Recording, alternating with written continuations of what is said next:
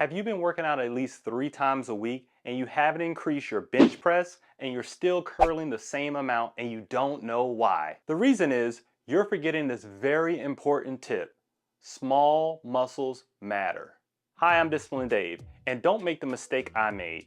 For the longest time, I just focused on the show me muscles. You know what I mean, like the chest with the bench press, arm curls. I did those things because this is what people can see and this is what I wanted to get in for. I wanted to make sure I looked good when I went to the beach. I wanted to make sure when I put on a shirt that it was hugging the sleeves. You know what I'm talking about, that hug of the sleeve type of thing? And I wanted to work out my legs so I look good in shorts. Oh yeah.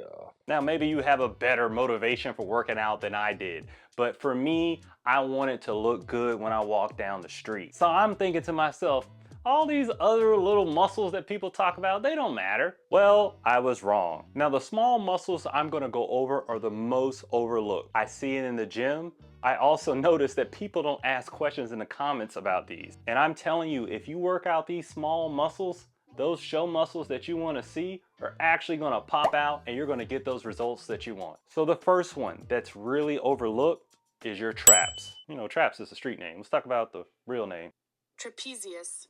That's right, we're just gonna say traps. So your traps look like this. Not only do they sit on the top, they run all the way down to the middle lower portion of your back. As you can see, you see all these other muscles that are connected to it, your shoulders, your delts, your back, and it's right in the center portion of your back. Now with that is the base that holds all of that together. So that should let you know that this is pretty important. The reason why it's important is that it's going to give you stability in the other muscles that you really want to show. For instance, if you're that person who's been benching, you're going every single week, you're putting in the work, but you can't really increase your bench at all.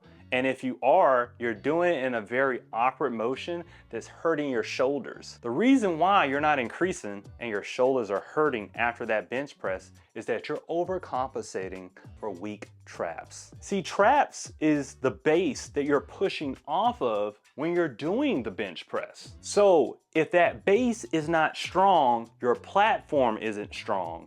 It's very loose. It's unstable. It's like building a house on putty instead of a flat surface that is strong like cement and brick. And you want cement and brick when you're pushing off of it because it's going to make it so that you can only focus on the chest as you're pushing up. A lot of people who have weak traps, what they do is they're shrugging their shoulders up like this and they're pushing really hard like that, okay?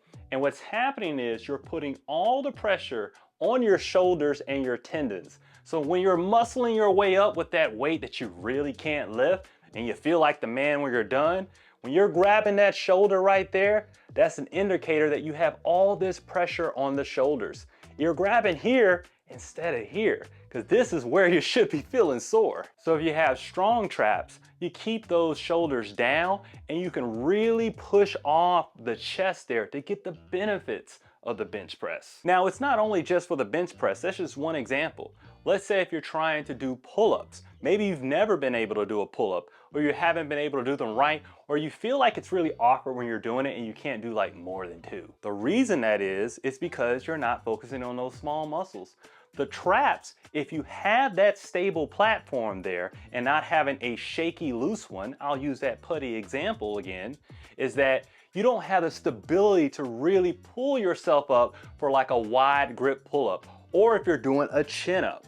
Anything like that is going to require your back to be in a straight line. And for that, you need to keep that back stable, because if it's loose, you're actually pulling variable weight as you're coming up, and that's why it feels tougher. In addition, if you don't build your traps or work out your traps there, you're not getting the full benefits of working out your back when you're doing a wide grip pull-up. And you want to make sure that you do these wide grip pull-ups because it's one of the best exercises to developing your back. And I'm here to tell you about 90% of upper body workouts. And if you're watching this video, I know you want to get your upper body worked out.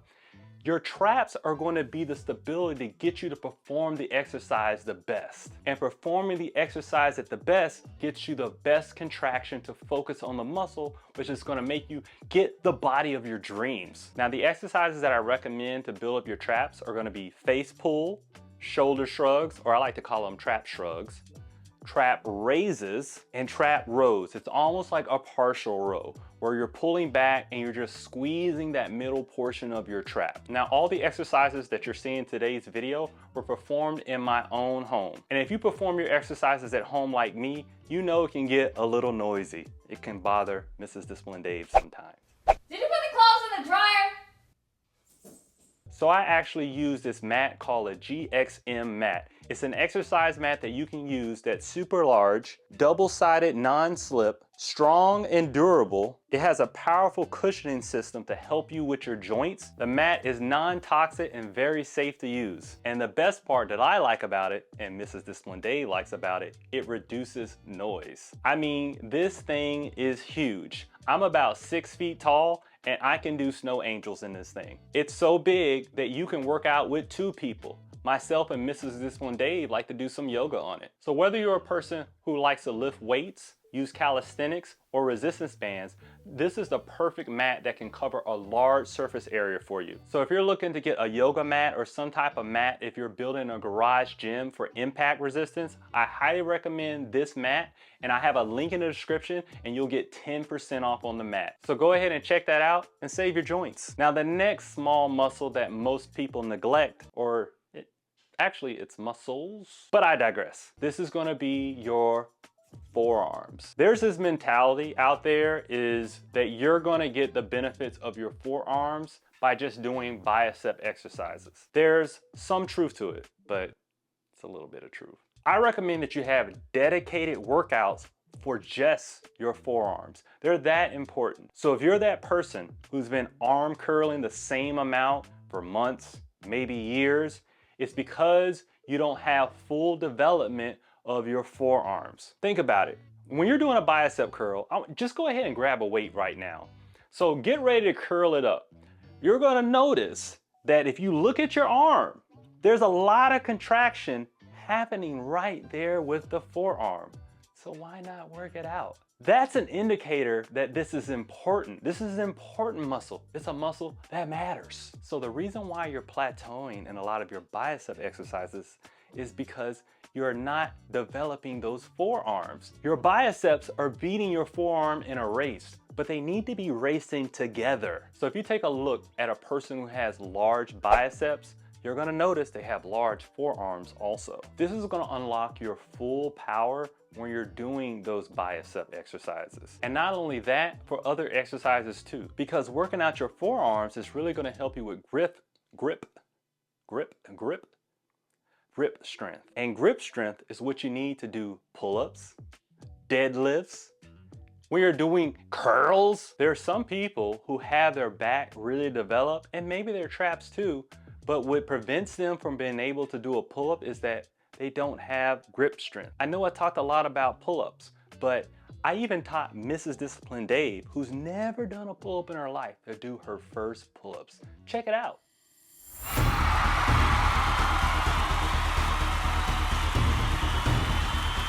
And you can do it too. I have a step-by-step guide that shows you how to do your first pull-up. Go ahead and check out that video. I'll leave a link in the description for it. But you need grip strength even to do your tricep pull downs, to really grab onto that rope and pull those tricep down. So the way you get there is by developing your forearms.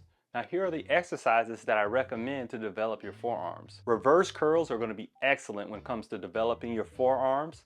Also doing wrist curls, making sure you're keeping those arms stationary and doing those type of curls, or any type of straight bar curl is really going to help you do that. Take the time, whether it be arm day or something like that, to make sure you do a series of exercises to work out your forearms, and you'll get those biceps you've always wanted. Now, if you learned something today, go ahead and hit that like button, because that way it'll help the YouTube algorithm to push the video out so we can help everybody show them that small muscles matter. Now, the next small muscle that a lot of people neglect is gonna be your calf muscles. Now, a lot of people, they do their squats, they do their lunges, but they don't really do a dedicated workout with their calves because they just want to make sure that those quads are just popping in the shorts. I was one of those people, I know. But when you work out your calves, then everything else is going to align. You see there's a theme going on here.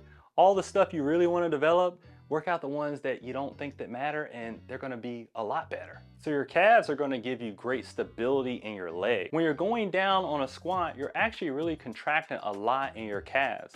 And not to even mention a lunge, you're doing the same thing.